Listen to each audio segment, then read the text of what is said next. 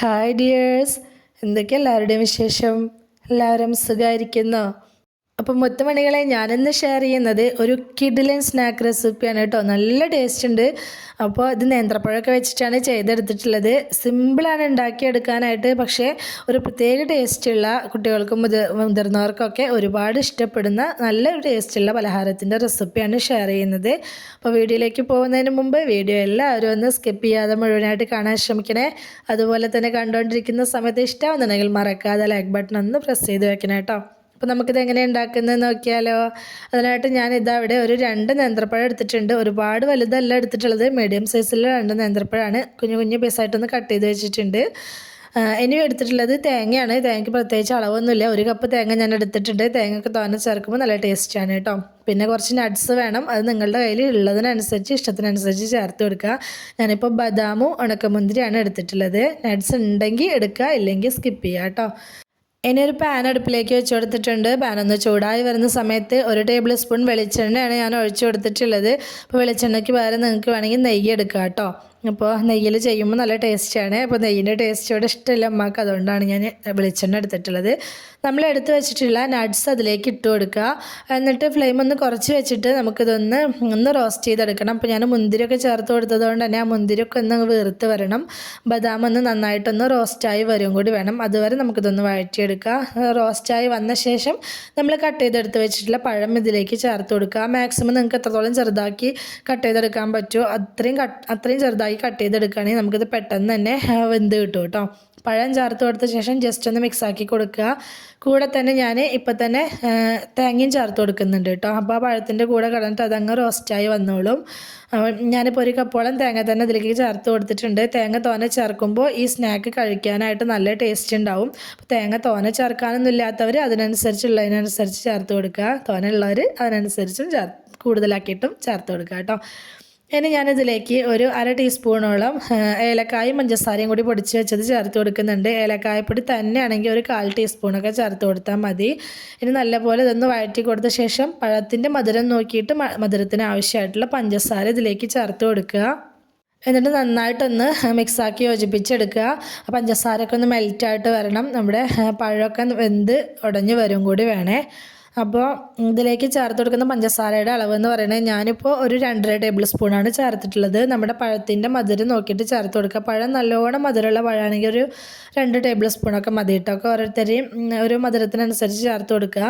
ഞാനിപ്പോൾ ഈ ഒരു പറഞ്ഞ അളവിൽ ഉണ്ടാക്കി എടുക്കുക എന്നുണ്ടെങ്കിൽ ഒരുപാട് മധുരം ഉണ്ടാവില്ല, എന്നാൽ അത്യാവശ്യം നല്ല മധുരത്തിൽ തന്നെ കിട്ടുകയും ചെയ്യും. ഓവർ മധുരം ഉണ്ടാവില്ല കേട്ടോ. അപ്പോൾ ഈ ഒരു രീതിയിലാവുന്നത് വരെ സ്പാച്ചുല വെച്ചൊന്ന് ഉടച്ചുടച്ച് കൊടുത്തിട്ട് പഴത്തിനെ നമ്മൾ ഈ ഒരു രീതിയിൽ വേവിച്ചെടുക്കണേ. ഇങ്ങനെ ആവുമ്പോൾ നമുക്ക് ഫ്ലെയിം ഓഫാക്കി കൊടുത്തിട്ട് ഒന്ന് ആറാനായിട്ട് വയ്ക്കുക. ഇനി ഒരു ബൗൾ എടുത്ത് വെച്ചിട്ടുണ്ട്. അതിലേക്ക് ഞാൻ 1 കോഴിമുട്ട പൊട്ടിച്ച് വയ്ക്കുന്നുണ്ട്. പിന്നെ അതിലേക്ക് മധുരത്തിനായിട്ട് കുറച്ച് പഞ്ചസാര ചേർത്തിട്ടുണ്ട്. അതായത് ഒരു 2.5 ടേബിൾ സ്പൂണോളം പഞ്ചസാര ഇതിലേക്ക് ചേർത്ത് കൊടുത്തിട്ടുണ്ട്. അത് നിങ്ങളുടെ ഒരു ഇഷ്ടത്തിനനുസരിച്ച് മധുരത്തിൻ്റെ അളവിൽ വ്യത്യാസം വരുത്താം കേട്ടോ. പിന്നെ ഏലക്കായപ്പൊടി 1/2 ടീസ്പൂൺ ചേർത്തിട്ടുണ്ട്. ഞാൻ ഏലക്കായും പഞ്ചസാരയും കൂടി പൊടിച്ച് വെച്ചതാണ് ചേർത്ത് കൊടുത്തിട്ടുള്ളത്. ഇനി ഇതുപോലെ ഒരു വിസ്ക് ഉപയോഗിച്ചിട്ട് നല്ലപോലെ ഇതൊന്ന് ഇളക്കി മിക്സാക്കി എടുക്കുക. ആ മുട്ടയും പഞ്ചസാരയും കൂടി നന്നായിട്ടൊന്ന് മിക്സായി കിട്ടണം. പഞ്ചസാര ഒന്ന് അത്യാവശ്യം ഒന്ന് അലിഞ്ഞ് കിട്ടും കൂടി വേണം കേട്ടോ. ആ ഒരു രീതിയിൽ ഇത് നല്ല രീതിയിൽ തന്നെ ഒന്ന് മിക്സാക്കി എടുക്കുക. വിസ്ക് ഉപയോഗിക്കുകയായിരിക്കും കൂടുതൽ എളുപ്പം ഉണ്ടാവുക. വിസ്ക് ഇല്ലാത്തവരൊരു സ്പൂണോ ഫോർക്കോ അങ്ങനെ എന്തെങ്കിലും വെച്ചിട്ടൊന്ന് മിക്സാക്കി എടുക്കുക. നന്നായിട്ടൊന്ന് മിക്സായി വന്ന സമയത്ത് നമുക്കിതിലേക്ക് മൈദപ്പൊടി ചേർത്ത് കൊടുക്കുക. ഞാനിപ്പോൾ 1 കപ്പ് മൈദപ്പൊടിയാണ് ചേർത്ത് കൊടുത്തിട്ടുള്ളത്. കുറേശ്ശായിട്ട് ഞാൻ ചേർത്ത് കൊടുത്തിട്ടുണ്ട് കേട്ടോ. 1 കപ്പോളം മൈദപ്പൊടി. അതുപോലെ തന്നെ ഒരു 2 ടേബിൾ സ്പൂണോളം അരിപ്പൊടിയാണ്. നമ്മൾ നൈസായിട്ടുള്ള പത്തിരിപ്പൊടി, ഇടിയപ്പത്തിനൊക്കെ എടുക്കുന്ന പൊടിയില്ലേ, ആ പത്തിരിപ്പൊടിയാണ് ചേർത്ത് കൊടുത്തിട്ടുള്ളത്. നമ്മൾ സ്നാക്ക് ഒരു ക്രിസ്പായിട്ട് കിട്ടാനും വേണ്ടിയിട്ടാണ് കേട്ടോ. പിന്നെ മധുര പലഹാരമായതുകൊണ്ട് തന്നെ ടേസ്റ്റ് ബാലൻസ് ചെയ്യാൻ വേണ്ടി ഒരു നുള്ളു ഉപ്പും അതുപോലെ തന്നെ ഒരു നുള്ളു മാത്രം ബേക്കിംഗ് സോഡ കൂടി ഞാൻ ഇതിലേക്ക് ചേർത്ത് കൊടുത്തിട്ടുണ്ട്. ഇനി ഒരു സ്പൂൺ വെച്ചിട്ട് ഇത് ജസ്റ്റ് ഒന്ന് മിക്സാക്കി കൊടുക്കുക. ആ മുട്ടയും പൊടികളൊക്കെ ഒന്ന് ജസ്റ്റ് ഒന്ന് മിക്സായി കിട്ടുന്ന വിധത്തിൽ ജസ്റ്റ് ഒന്ന് മിക്സാക്കി എടുക്കുക. ജസ്റ്റ് ഒന്ന് മിക്സാക്കി എടുത്ത ശേഷം നമ്മൾ ചൂടാറാനായിട്ട് വെച്ചിട്ടുണ്ടായിരുന്ന പഴത്തിൻ്റെ മിക്സില്ലേ, അത് ഇതിലേക്ക് ചേർത്ത് കൊടുക്കുക. അപ്പോൾ ഈ പഴത്തിൻ്റെ മിക്സ് ഒന്നങ്ങ് ചൂടാറിയ ശേഷം ഇതിലേക്ക് ചേർത്ത് കൊടുക്കുന്നതായിരിക്കും കേട്ടോ നല്ലത്. കാരണം അത് നമുക്കിത് കൈ വെച്ച് നന്നായിട്ടൊന്ന് കുഴച്ച് മിക്സാക്കി എടുക്കാനുള്ളതാണ്. അപ്പോൾ കയ്യിൽ വെച്ച് കുഴച്ചെടുക്കാൻ പാകത്തിനുള്ളൊരു ചൂടാവുന്ന സമയത്ത് ഇതിലേക്ക് ചേർത്ത് കൊടുത്താൽ മതി കേട്ടോ. ഇതുപോലെ നമുക്ക് കൈ വെച്ച് തന്നെ നന്നായിട്ട് ഇതൊന്ന് കുഴച്ച് മിക്സാക്കി എടുക്കണം. അപ്പോൾ ഇതിലേക്ക് ഇനി പ്രത്യേകിച്ചൊരു വെള്ളം ചേർത്ത് കൊടുക്കേണ്ട ആവശ്യമൊന്നുമില്ല കേട്ടോ. ഈ മുട്ടയുടെ നനവ് അതുപോലെ തന്നെ ഈ പഴത്തിൻ്റെ മിക്സിൻ്റെ നനവ് കൊണ്ട് തന്നെ നമുക്കിത് കുഴച്ചെടുക്കാനായിട്ട് പറ്റും. ഇനി നിങ്ങൾക്ക് അങ്ങനെ കുഴച്ചെടുക്കാൻ പറ്റുന്നില്ല എന്ന് തോന്നുകയാണെങ്കിൽ മാത്രം 1-2 ടേബിൾ സ്പൂൺ വെള്ളം കയ്യിലേക്കൊന്ന് ആക്കി കൊടുത്തിട്ട് ഈ ഒരു രീതിയിൽ കുഴച്ചെടുക്കാം കേട്ടോ. കയ്യിലൊരു ഒട്ടുന്ന പരിവുണ്ടല്ലോ, ആ ഒരു രീതിയിൽ നമുക്കിതൊന്ന് കുഴച്ചെടുക്കുക. ഇനി ഇത് റെസ്റ്റ് ചെയ്യാൻ വെക്കേണ്ട ആവശ്യമൊന്നുമില്ല, അപ്പം തന്നെ നമുക്ക് ഫ്രൈ ചെയ്തെടുക്കുക. ചൂടായ എണ്ണയിലേക്ക് ഇതുപോലെ നുള്ളിയിട്ട് കൊടുത്തിട്ട് വേണം ഇത് ഫ്രൈ ചെയ്തെടുക്കാനായിട്ട്. അപ്പോൾ എണ്ണയുടെ ചൂട് എന്ന് പറയുന്നത് ഒരുപാട് അങ്ങ് ചൂടാവുന്നതിന് മുന്നേ നമുക്കിത് ഇതുപോലെ ഇട്ട് കൊടുക്കാം കേട്ടോ. അപ്പോൾ ഒരുപാട് എണ്ണ ചൂടായി കഴിഞ്ഞിട്ടുണ്ടെങ്കിൽ നമ്മളിത് ഇട്ട് കൊടുക്കുന്ന സമയത്ത് പെട്ടെന്ന് തന്നെ അതാണ് കരിഞ്ഞു പോവേ. പുറം ഭാഗം കരിയുകയും ചെയ്യും, ഉൾഭാഗം വെന്ത് കിട്ടുകയും ചെയ്യില്ല. ഇതുപോലെ സ്നാക്സ് ഇട്ട് കൊടുക്കുന്ന സമയത്ത് നമുക്ക് ഫ്ലെയിം ഒന്ന് കുറച്ച് വെക്കാം കേട്ടോ. മീഡിയം ഫ്ലെയിമെന്നും കുറച്ചൊന്ന് കുറച്ചിട്ട് വേണം വെച്ച് കൊടുക്കാനായിട്ട്, അല്ലെങ്കിൽ പെട്ടെന്ന് തന്നെ കരിഞ്ഞു പോകും കേട്ടോ. അപ്പോൾ ഞാനിതിപ്പോൾ ആദ്യം കുറച്ചിട്ട് കൊടുത്തിട്ട് ഇതൊന്ന് ഒരു സൈഡ് ആവുന്ന സമയത്ത് തിരിച്ചിട്ട് കൊടുക്കുന്നുണ്ട്. അപ്പോൾ ആദ്യം നമ്മൾ നുള്ളിയിട്ട സ്നാക്സൊക്കെ ഒരു സൈഡ് ആയിട്ടുണ്ടാവും. ആ സമയത്ത് നമുക്കിതുപോലെ തിരിച്ചിട്ട് കൊടുക്കുക. ആദ്യം ആയത് ഇതുപോലെ തിരിച്ചിട്ട് കൊടുക്കുക. അങ്ങനെ തിരിച്ചും മറിച്ചൊക്കെ ഇട്ട് കൊടുത്തിട്ട് നമുക്ക് നല്ലൊരു ബ്രൗൺ കളർ ആവുന്നത് വരെ, നല്ലൊരു ഗോൾഡൻ ബ്രൗൺ കളർ ആവുന്നത് വരെ ഇതൊന്ന് ഫ്രൈ ചെയ്തെടുക്കുക. അപ്പോൾ ഇതിന് പ്രത്യേകിച്ച് ഷേപ്പൊന്നും ചെയ്ത് എണ്ണയിലേക്ക് ഇട്ട് കൊടുക്കേണ്ട ആവശ്യമില്ല കേട്ടോ. ഇതുപോലെ നുള്ളി എണ്ണ ഇട്ട് കൊടുത്താൽ മതി. അപ്പോൾ അത് അങ്ങനെ ആകുമ്പോഴാണ് ഇത് പെട്ടെന്ന് തന്നെ വെന്ത് കിട്ടാനൊക്കെ സഹായിക്കുക. അപ്പോൾ പ്രത്യേകിച്ച് ഒരു ഷേപ്പാക്കിയിട്ട് ഉരുട്ടി ഉണ്ടാക്കിയിട്ട് അങ്ങനെ ഒന്നും ഇട്ട് കൊടുക്കരുത്. ഇങ്ങനെ നുള്ളി എണ്ണ ഇട്ട് കൊടുക്കണം കേട്ടോ. അപ്പോൾ നമ്മൾ ആദ്യം ഇട്ട് കൊടുത്തത് ഇവിടെ ആയിട്ടുണ്ട്, ഞാനത് എണ്ണയിൽ നിന്ന് കോരി മാറ്റുന്നുണ്ട്.